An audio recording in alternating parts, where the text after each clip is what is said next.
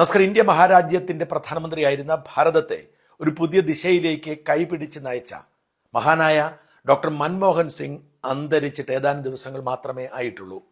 രാജ്യം 7 ദിവസത്തെ ദുഃഖാചരണം പ്രഖ്യാപിച്ചിരിക്കുന്നു. അതായത് രാജ്യത്തെ ഔദ്യോഗികമായ ആഘോഷങ്ങളെല്ലാം മാറ്റിവെക്കേണ്ടതുണ്ട്.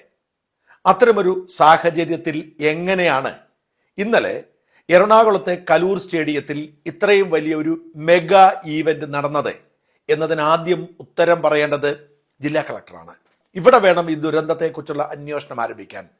രാജ്യം ഔദ്യോഗികമായി ദുഃഖാചരണം പ്രഖ്യാപിച്ചപ്പോൾ സംസ്ഥാനത്തെ മന്ത്രിമാരും മൻമോഹൻ സിംഗിന്റെ പാർട്ടിക്കാരായ MLA-മാരും MP-മാരും ഒക്കെ പങ്കെടുത്ത ഒരു അത്യാഘോഷം എങ്ങനെ നടന്നു, എങ്ങനെ അതിന് അനുമതി കൊടുത്തു, അവിടെ തന്നെയല്ലേ ആരംഭിക്കേണ്ടത്. ഇതേക്കുറിച്ച് രഞ്ജിത്ത് ഗോപാലകൃഷ്ണൻ എഴുതിയ പോസ്റ്റോടുകൂടി ഈ വീഡിയോ ആരംഭിക്കാം.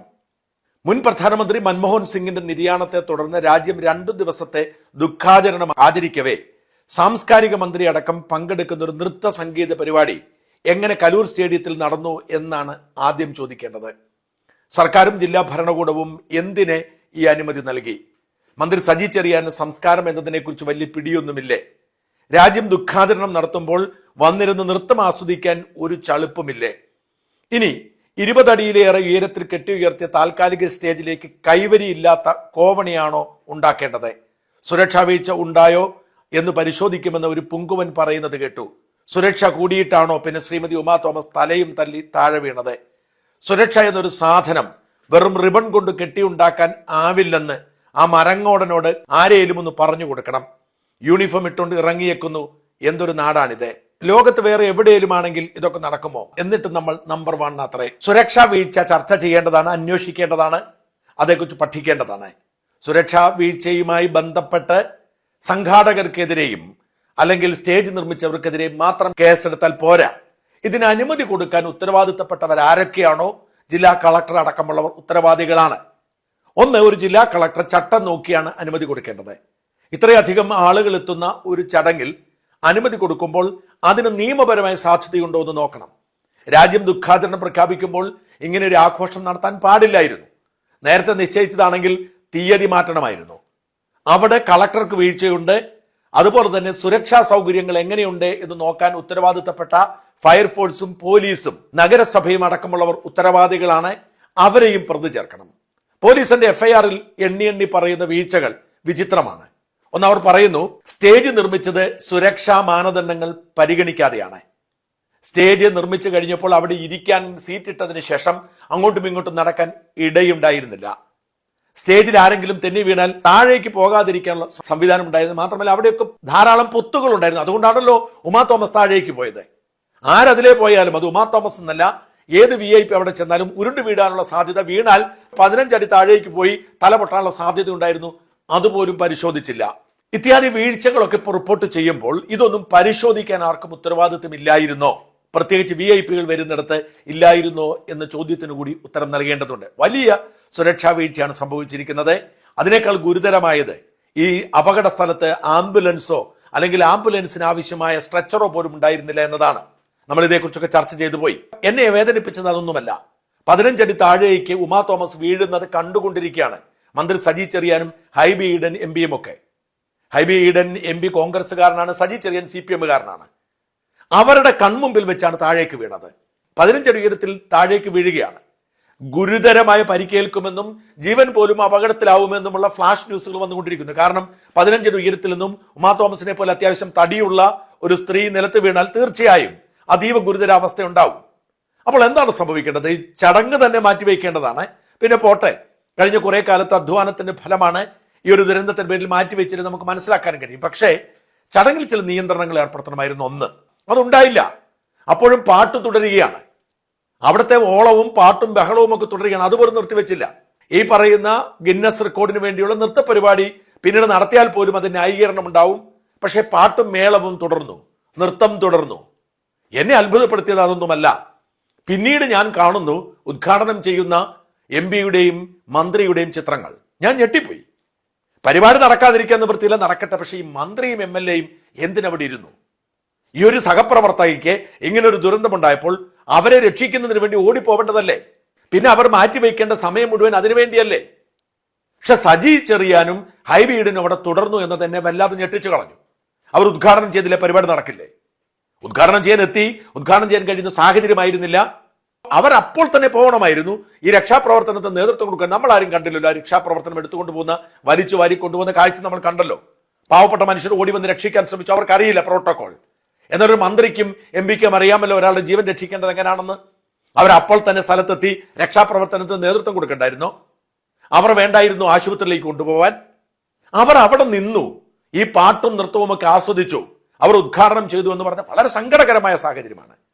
ഒരു സഹപ്രവർത്തകയ്ക്ക് ഇത്രയും വലിയ ദുരന്തം പറ്റിയപ്പോഴും അതിന്റെ ഭാഗമാവാതെ ആ മന്ത്രിയും എം പിയും അവിടെ തുടർന്നു എന്നത് ഞെട്ടിച്ചു കളഞ്ഞ അക്ഷരാർത്ഥത്തിൽ. ഞാൻ വളരെ സങ്കടത്തോടെയും വേദനയോടെയാണ്. ഒരു വശത്ത് ജീവന് വേണ്ടി പിടയ്ക്കുകയാണ് ഉമാ തോമസ് എന്ന് പറയുന്ന ഒരു വനിതാ നേതാവ്. ഈ ഉമാ തോമസ് ഹൈബീഡിനും സജി ചെറിയാനും ഒപ്പം ഇരിക്കേണ്ട ആളാണ്. അവർ ജീവന് വേണ്ടി നിലവിളിച്ചുകൊണ്ടിരിക്കുമ്പോൾ ഹൈബീഡിനും സജി ചെറിയാനും അവിടെ ഇരിക്കാൻ പാടില്ല. ചടങ്ങ് നടക്കുകയോ ഇല്ലാതിരിക്കുകയോ ചെയ്തു. ഉദ്ഘാടനം ഇല്ലെങ്കിൽ ചടങ്ങ് പൊളിഞ്ഞു പോകത്തൊന്നുമില്ലല്ലോ. ഉദ്ഘാടനം മന്ത്രി സജി ചെറിയാന്റെ ശബ്ദം കേട്ടാലേ, ഹൈബീഡിന്റെ മോന്തായം കണ്ടാലേ അവിടെ വന്നിരിക്കുന്ന ആളുകൾക്ക് തൃപ്തി വരികയുള്ളൂ. അല്ല, നിരാശാജനകമാണ്. ഒന്ന്, ഇങ്ങനെ ദുഃഖാചരണം നടക്കുമ്പോൾ ഈ പരിപാടി നടന്നു എന്ന് പറയുന്നത് ഖേദകരമാണ്. രണ്ട്, ഈ മന്ത്രിയും എം പിയും അവരുടെ സഹപ്രവർത്തക ജീവന് വേണ്ടി പിടയുമ്പോൾ ഈ ഉദ്ഘാടനത്തിൽ തുടർന്നു എന്ന് പറയുന്നത് സങ്കടകരമാണ്. വാട്സാപ്പിലൂടെ കിട്ടിയ ഒരു കുറിപ്പ് അതുകൂടി വായിച്ചുകൊണ്ട് അവസാനിപ്പിക്കാൻ. വളരെ പ്രസക്തമായ ചില കാര്യങ്ങളാണ്. കലൂർ സ്റ്റേഡിയത്തിൽ ഉമാ തോമസ് MLAക്ക് സംഭവിച്ച അപകടം ഞെട്ടിക്കുന്നതാണ്. കാര്യങ്ങൾ ചാനലിൽ കാണുമ്പോൾ താഴെ പറയുന്ന വിഷയങ്ങളാണ് എനിക്ക് ചർച്ച ചെയ്യാനുള്ളത്. ഒന്ന്, മലയാളികൾക്ക് ഏതോ കാലഘട്ടത്തിൽ സംഭവിച്ച ഒരു മ്യൂട്ടേഷൻ തകരാറാണ് ഗിന്നസ് റെക്കോർഡ്. ഒരു ഗിന്നസ് റെക്കോർഡ് നേടാൻ എന്തൊക്കെ ഭ്രാന്തും വിഡ്ഢിത്തങ്ങളും കോപ്രായങ്ങളുമാണ് മലയാളി തള്ളുമാമന്മാർ കാണിച്ചു കൂട്ടുന്നത്. എന്താണ് ഈ ഗിന്നസ് റെക്കോർഡ് കൊണ്ടുള്ള പ്രയോജനം? 1000 പേരുടെ ഡാൻസ്, 10,000 പേരുടെ ക്രിസ്മസ് അപ്പൂപ്പൻ, 1,00,000 പേരുടെ തിരുവാതിര, മണ്ണാങ്കട്ട. ഈ സമയത്തിന് മനുഷ്യന് പ്രയോജനമുള്ള എന്തെങ്കിലും കാര്യം ചെയ്തുകൂടെ? വളരെ പ്രസക്തമായ ഒരു ചോദ്യമാണ്. ഈ ഗിന്നസ് ബുക്ക് കൊണ്ട് എന്തെങ്കിലും ഗുണമുണ്ടോ? ജോലി കിട്ടുമോ? അല്ലെങ്കിൽ ഈ ഗിന്നസ് ബുക്ക് എന്തെങ്കിലും സർക്കാരിന്റെ ഔദ്യോഗിക അംഗീകാരമാണ്? ചുമ്മാ ഒരു ഭ്രാന്ത്. ആ ഭ്രാന്തിന് വേണ്ടി ഇത്തരം അപകടം വിളിച്ചു വരുത്തുന്നു. രണ്ട്, ഒരുപാട് കേമന്മാർ പങ്കെടുത്ത സദസ്സ്, പോലീസ് ഏമാന്മാർ, ഭരണവിശാരദന്മാർ, സെക്യൂരിറ്റി ഏമാന്മാർ, 20 അടി പൊക്കത്തിൽ യാതൊരു ബാരിക്കേഡുമില്ലാത്ത VIP-കളെ ഇരുത്തുന്ന മണ്ടത്തരം ഈ കക്ഷികളാരും കണ്ടില്ല. വല്ലാത്ത ഗതികേട്. ഇത് പലതവണ നമ്മൾ സംസാരിച്ചു പോയതാണ്, എങ്കിലും ഗൗരവത്തോടു കൂടി ചുരുക്കി പറഞ്ഞിരിക്കുന്നു. 3, താഴെ വീണ് തലയ്ക്കും കഴുത്തിനും മുഖത്തും പരിക്കേറ്റ ഒരു രോഗിയെ ചുരുട്ടിക്കൂട്ടി കൊണ്ടുപോകുന്ന ആംബുലൻസ് മെഡിക്കൽ വിദഗ്ധർ. ഇത്രയും പരിക്കേറ്റ രോഗിയെ കഴുത്തിൽ കോളറിട്ട് നട്ടൽ അനങ്ങാത്ത രീതിയിൽ സ്ട്രെച്ചറിൽ കിടത്തിയാണ് കൊണ്ടുപോവേണ്ടത്. വീണപ്പോൾ ഉണ്ടായ പരിക്കിനേക്കാൾ കൂടുതൽ ചുരുട്ടിക്കൂട്ടി എടുത്തപ്പോൾ ഉണ്ടായിരിക്കാനാണ് സാധ്യത. ഇത് ഞാൻ മറ്റൊരു വീഡിയോയിലൂടെ ചർച്ച ചെയ്തതാണ്. ആ വാട്സാപ്പ് സന്ദേശം എഴുതിയാൽ ഒരു കഥ പറയുന്നു. ഒരു ദിവസം എൻ്റെ വീടിന്റെ തൊട്ടടുത്ത് ഒരമ്മ പെട്ടെന്ന് കുഴഞ്ഞു വീണു. ഞാനും ഭാര്യയും അത് കേട്ടപാടെ ഇട്ടിരുന്ന വേഷത്തിൽ തന്നെ അവിടെ ഓടിയെത്തി. നല്ല വണ്ണമുള്ള ഒരു അമ്മയാണ്.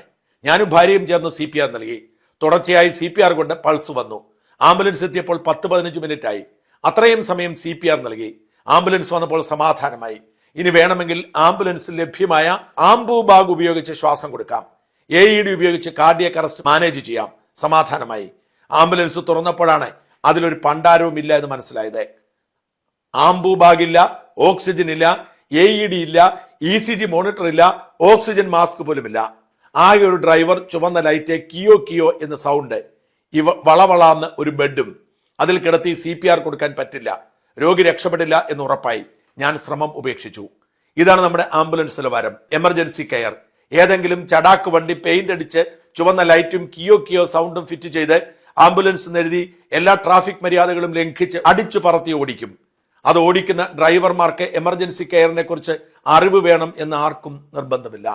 ഗൗരവമേറിയ ഒരു വിഷയമാണ്. ഇപ്പോൾ ചർച്ച ചെയ്യേണ്ടത് തന്നെയാണ്. ഒന്ന്, ഈ മാരുതി ഓംനി വാൻ ആംബുലൻസ് ആക്കുന്നത് നിരോധിക്കണം. യാതൊരു സുരക്ഷയുമില്ലാത്ത തീപ്പെട്ടി ബോക്സ് പോലത്തെ ഒന്നാണ് ഈ മാരുതി ഓംനി. അത് ആംബുലൻസ് ആക്കുന്നത് നിരോധിക്കേണ്ട സമയം കഴിഞ്ഞു. അതൊരാൾക്ക് നേരെ ചൊവ്വേ നിവർന്നു കിടക്കാനുള്ള സൗകര്യമില്ല. 2, ആംബുലൻസുകൾ ഉണ്ടായിട്ട് കാര്യമില്ല. ഈ ആംബുലൻസുകളിൽ അടിസ്ഥാന സൗകര്യങ്ങളുണ്ടോ എന്ന് ഉറപ്പാക്കണം. അടിസ്ഥാന സൗകര്യമില്ലാതെ ലൈറ്റ് ഇട്ടുകൊണ്ട് ഓടിയെത്തുന്ന ആംബുലൻസുകൾ വാസ്തവത്തിൽ ജീവൻ ഇല്ലാതാക്കിയാണ്. സർക്കാർ ശ്രമിക്കേണ്ടതും പരിഹരിക്കേണ്ടതും ഇത്തരം വിഷയങ്ങളാണ്. എനിക്ക് പൊതുജനങ്ങളോട് പറയാനുള്ളത്, ജീവനിൽ കൊതിയുള്ളവർ ഇത്തരം ജനക്കൂട്ടത്തിൽ പോകാതിരിക്കുക.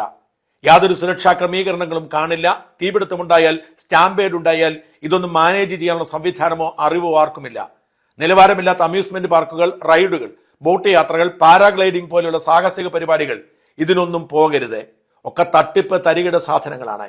ഇതൊക്കെ പരിശോധന നടത്തുന്ന ഏമാന്മാർക്ക് കൈക്കൂലി കൊടുത്ത് നടത്തുന്ന തല്ലിപ്പൊളി പരിപാടികളാണ്. ചത്താൽ ചത്തു, അത്ര തന്നെ. നഷ്ടപരിഹാരം പോലും കിട്ടില്ല. എന്തെങ്കിലും സംഭവിച്ചാൽ തന്നെ മേൽപ്പറഞ്ഞ ആംബുലൻസ് വിദഗ്ധന്മാർ മരണമുറപ്പാക്കും. പിന്നെ സ്വകാര്യ ആശുപത്രിയിലേക്കാണ് എടുത്തുകൊണ്ട് പോകുന്നതെങ്കിൽ കുടുംബം വിറ്റ് ബില്ലടച്ചാലേ ശവം വിട്ടു തരൂ. Be careful. VIP-കൾ വേണമെങ്കിൽ പോയിക്കോട്ടെ. നമുക്ക് ഫേസ്ബുക്കോ OTTയോ നോക്കി വീട്ടിലിരുന്നാൽ കുറച്ചു കാലം കൂടി ജീവിക്കാം. എത്ര സുന്ദരമായൊരു കുറിപ്പാണിത്. ഇതാണ് ഇവിടുത്തെ യാഥാർത്ഥ്യം. ഒരു സുരക്ഷയും നമുക്കില്ല. അതുകൊണ്ട് ഇത്തരം ആൾക്കൂട്ടങ്ങൾക്കിടയിലേക്ക് പോവാതിരിക്കുക. അതായത് VIP-കൾക്ക് പോലും സുരക്ഷയില്ലാത്ത കാലത്ത് നമ്മുടെ അവസ്ഥ പരിതാപകരമാണ്. ഇത്തരം പരിപാടികൾ ബഹിഷ്കരിക്കുക എന്നത് മാത്രമാണ് പരിഹാരം.